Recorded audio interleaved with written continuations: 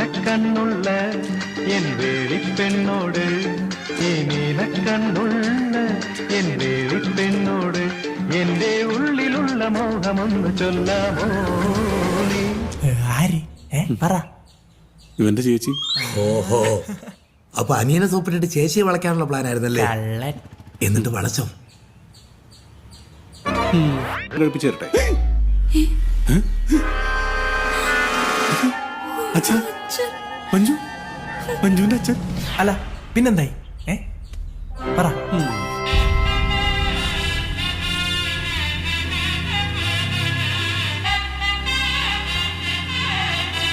ആ, അത് ഇങ്ങോട്ട് വെച്ചു.